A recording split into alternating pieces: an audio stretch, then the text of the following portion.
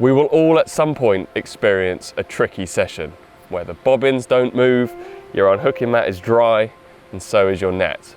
Well, today I'm going to talk to you about the things I do, the little changes in tactics, approach, mindset that can take a very unsuccessful session and transform it into a potentially much better one. They're definitely down there. Yep. So, this session, right now, I've been here for maybe 2 hours. When I first arrived, I cast out the rods to some areas that looked quite nice, areas that I've caught fish from in the past. I put the rigs out, I threw some boilies over the top, but now I'm sitting here getting a little bit bored. I've seen no fish, no signs of feeding, no bubbles, no murky water, no fish jumping out. It's pretty quiet. Now it might seem counterintuitive to bring those rods in, stop fishing and go for a walk around the lake. But so many times I've done this and I've stumbled across some fish at the opposite end of the lake to where I was fishing. Basically, I was wasting my time fishing an area that had no carp in it to start with. Carp.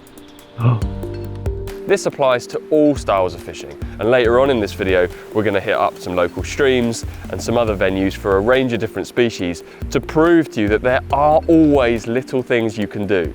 And the first tip of this video is, of course, location. Consider that maybe you're not in the right area.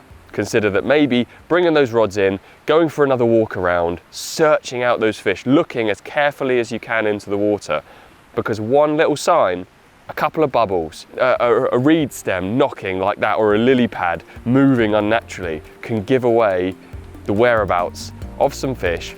You can move on them and you never know, you might get a quick bite. Today is actually the first really nice warm day of the spring and I'm very much enjoying it.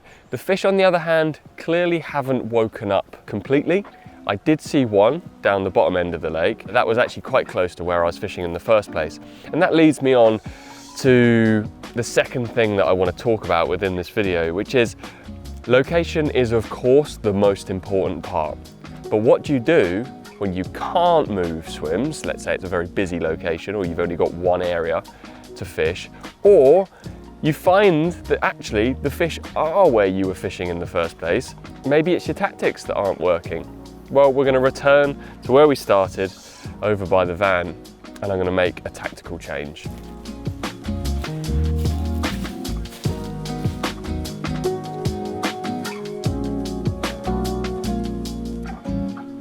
Now, what we don't always realise when we're out fishing is that we're maybe being too selective, and at a time of year where the fish aren't feeding very much or there just aren't any big fish in the water in front of us, we're using something that's too crude, too selective, and we're missing out on opportunities to get bites. That's why today, to make a point, I went and used a stiff hinge rig. This is a stiff material, so quite thick line. It's a large hook, I think a size 6, a 15mm pop-up boilie, and all in all, this rig creates something that's very hard for a small fish to actually get in its mouth and get hooked. On the contrary, what we're about to switch over to earn ourselves a bite, or at least try to on what is probably going to be quite a tricky day, is the method feeder. This rig features a much shorter, much thinner line for the hook length. The hook, I think, is size 12 or 14 compared to the very large size 6 or even 4 that I was using before. And the hook bait is also a lot smaller. This is a little wafter and I've stuck a couple of maggots to the top of it. Anyway, let's get this cast out, set up the other rod as well, and get fishing with my new approach.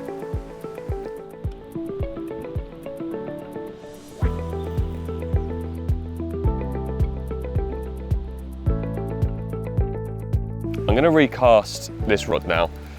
I put it out earlier on and it hasn't had a bite, so again I'm going to move it. If I'd have had a good pull on the rod tip, or if I'd have seen some bubbles or something that would make me think there's fish in the area, then I'd be leaving it where it was. But because I haven't, I'm going to ping this one out fresh to a slightly different area. And And basically for the next hour or two, because sometimes you do have to persevere, I'm going to recast probably every 20 minutes. If you're fishing somewhere that's rammed with fish and everyone else around you is catching, then you might want to recast more regularly than that.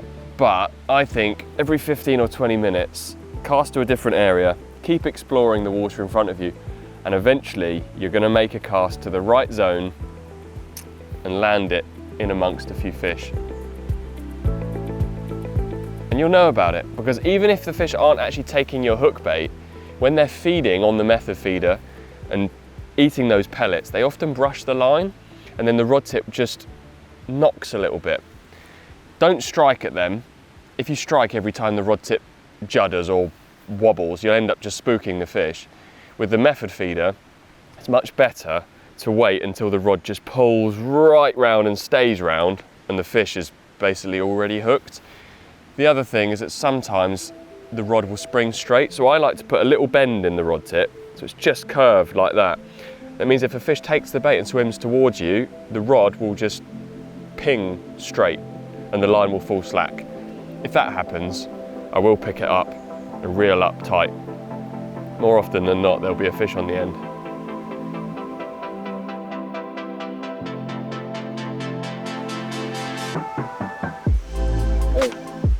Fish, fish, yes!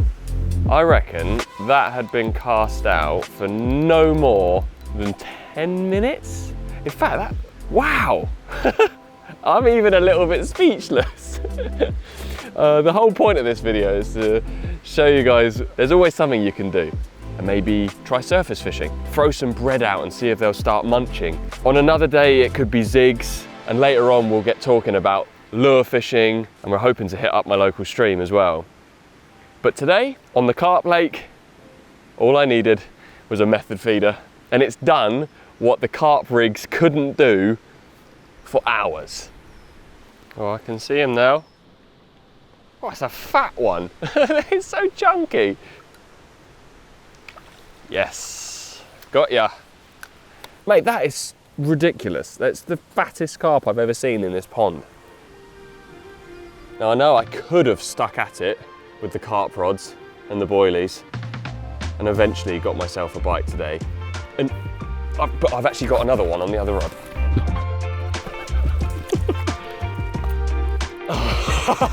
Mate, it's going off. This is crazy. But as I was saying, I'd rather get a load of bites than sit there all day waiting for one big one. I am made up. Right, now let's get down the river. Bye. See you when you're 25 pounds.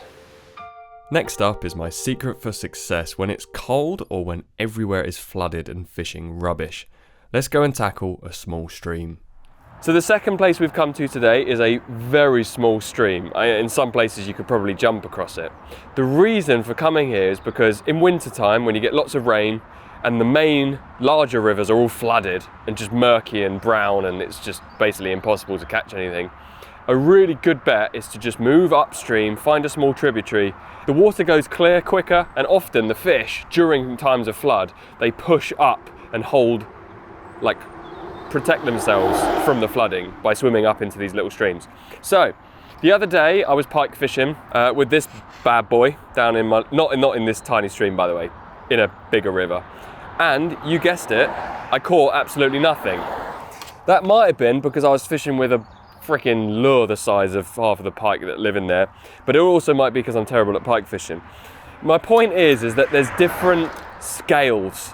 You've got that giant lure, you've got a sensible sized perch lure, which works for me a lot of the time, and then you've got my go-to on a very tricky day where nothing seems to be working.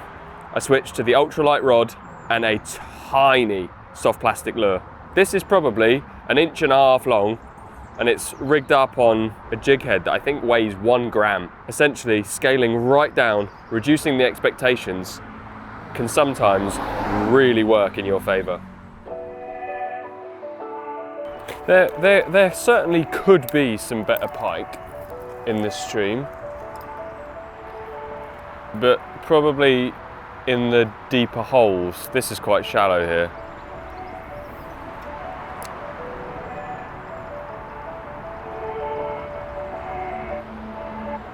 Oh my goodness! That was such a good bite. Oh, it's a little bit big for this net. Oh, look at that. I came with very small and low expectations, hence the size of this little landing net. I thought I was going to catch chub down here, but instead, in one of the first spots that I've tried, out of nowhere, comes a beautiful pike. What was that? Second cast or something? Is my GoPro going? No. Are you kidding me? I forgot to start my GoPro. Never mind. See ya, bud. I might not have got that on my GoPro, but I had it all on here. You were filming, weren't you, Isaac? All on here. My trained cameraman. My professional. That is lucky. Oh. Now down here, it looks like a perfect spot to hold fish. The water goes quite slow and deep, big overhanging tree, a patch of lucky mushrooms, which Alex would be proud of me for finding. But whilst this looks good, I haven't had a bite. Whereas, for whatever reason, where I was 5 minutes ago, further upstream, I had a bite almost instantly, and that spot didn't look good to me. That's why I will fish every swim, even the swims that don't look very good, because what you can see on the surface is often very different from what's going on beneath the water. Sometimes less is more in terms of the movement on these little lures. If they're jiggling up and down, like flying all over the place like this, the fish just can react quite badly to that. But if the lure is just twitching a tiny little bit, 1 inch up, 1 inch down, little jiggles, sometimes the fish react to that a lot better. Just creeping it across the bottom, really. Although nothing seems to be happening down here.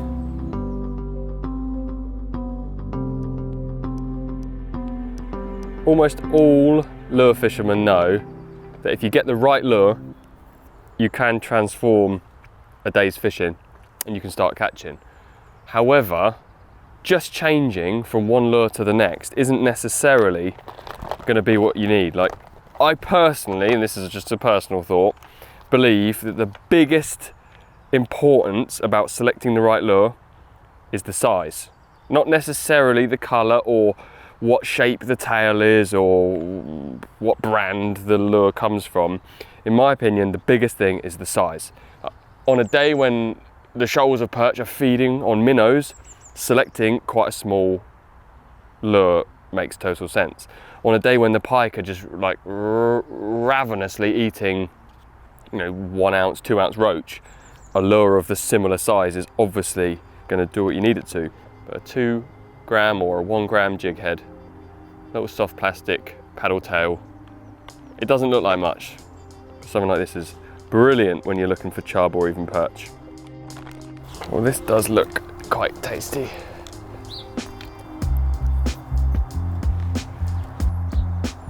Oh, again, they're definitely down there. Yep. Oh, look at that. Mate, is that a perch or a chub? It's a chub. I do actually need the net. He's a little bit big to flip out on the ultralight. Yes.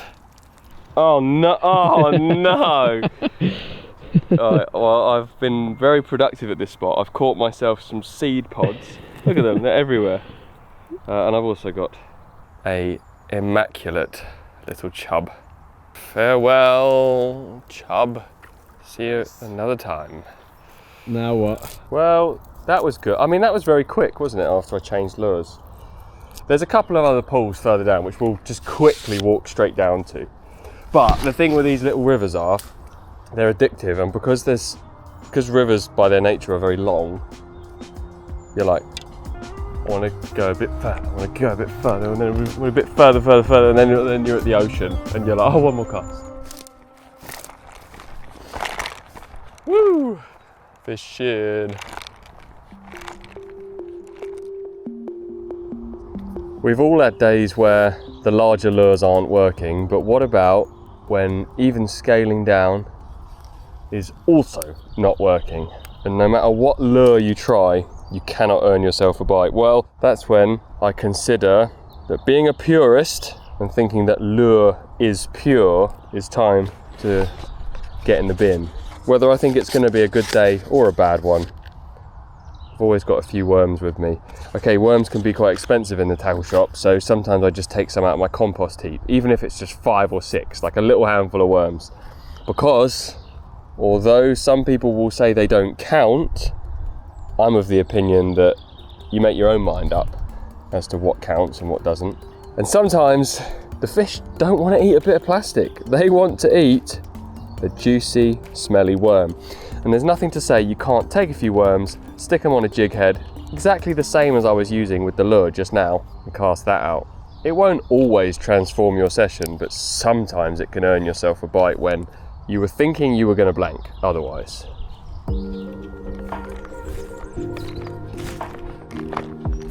Oh, I'm catching a perch from it, I've decided. This is not even, it's not even a question of will I catch, it's what will I catch. I will catch the bottom.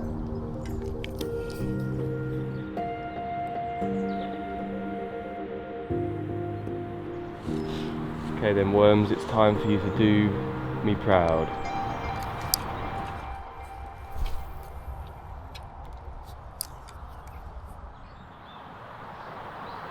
Oh, Nice. that's decent. Do you need the net? I do need the net. You need the net? There's the net. Oh my word, that's huge! It wouldn't be that impressive if you caught it from some big, wide river system, but when you catch a fish like that out of a... What is this? It's a ditch. A little drainage channel. A lot of this fishing is about expectations, and if I turned up here expecting to catch 3-pound chub and I brought my keep net, then this would be a disappointment. But because I turned up here with this little landing net, a couple of rods and just a waste pouch full of just a few lures, I've caught that out of this and I'm over the moon.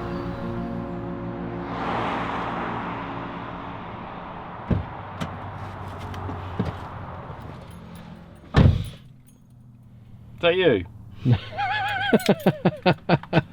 I know what that is. It's the smell of success, mate. Smell of chub and ground bait. The landing net in the back smells like carp from this morning, chub from just now, and maybe dace, roach, all sorts in the next spot to come. Let's get them. All right then. This is not the most glamorous of fishing spots. No, it's not, is it? But it's good. There's fish here. That's all you need. Now down here, I love fishing the feeder, like maggot feeder or a little cage feeder with a bit of ground bait. I'm starting off with, I think this is a size 10 hook. I've now baited that with 4 or 5 maggots, and I'll fill the feeder up as I always do. Maggots are an amazing bait at any time of year, but particularly in the winter. I'm going to cast this out. I'm going to go to the same place each time, just downstream. It's quite deep actually down there, maybe 4 foot. I'm going to put the rod on the rest, tighten the line up, and what we're going to do is time on my cameraman's phone how long it takes to get a bite. I don't have to actually catch the fish, I just need to get a bite and hook a fish. Let's see how long it takes to get a fish.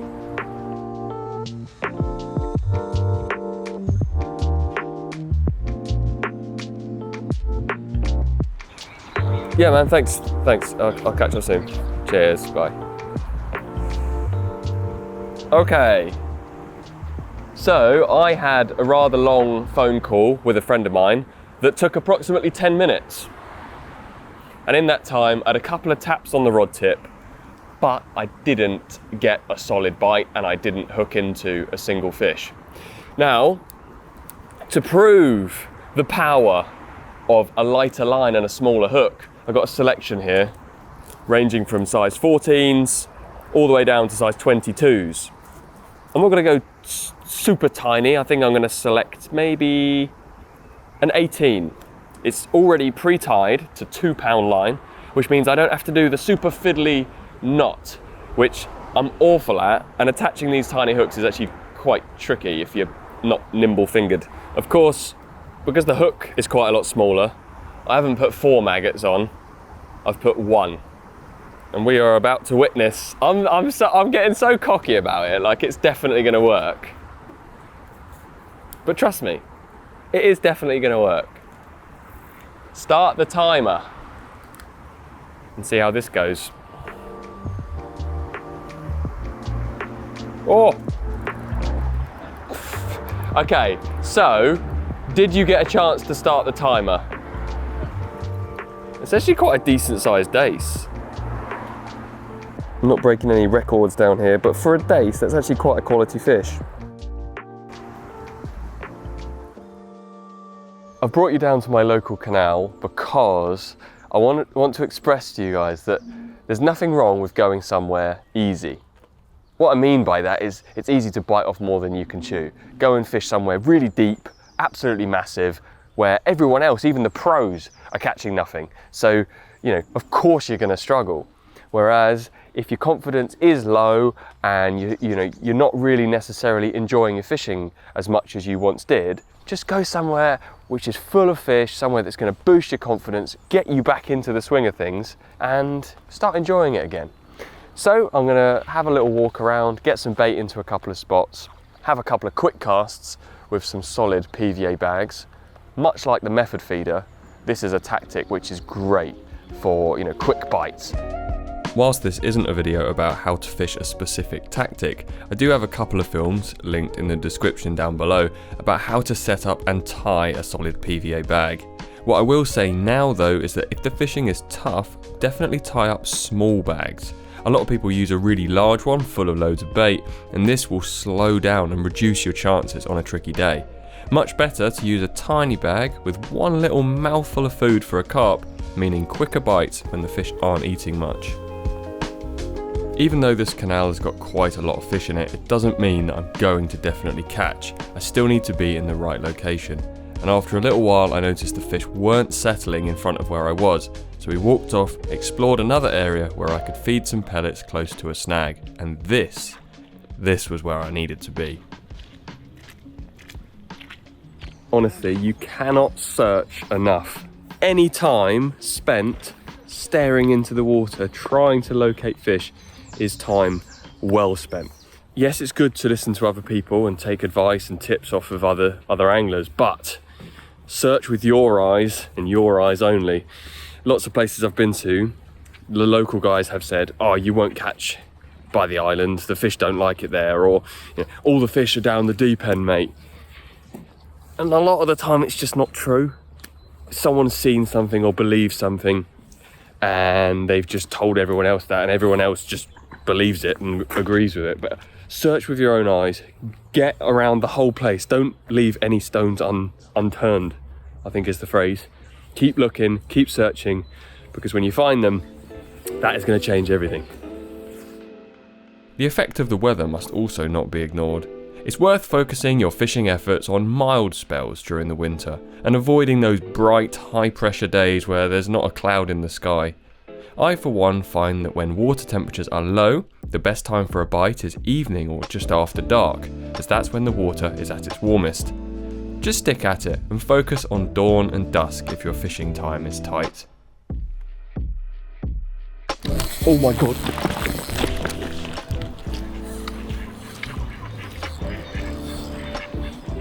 That one's on.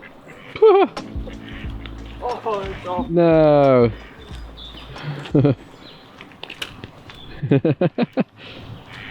Really? So we've fished now for I think 2, maybe even 3 hours. gone and had a bite, and he's fallen off. I think all I can say is that there is an element of luck in fishing. And sometimes your luck's in and sometimes it's not. There's always something you can do about it. And the most important thing is to persevere. Because the second you give up, you never get any good luck ever again after that.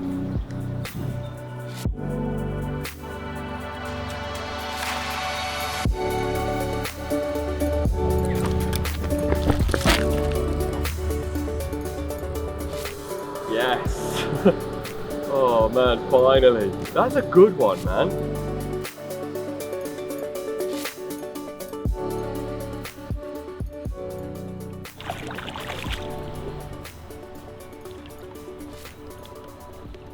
Got it. Hurrah! That'll do.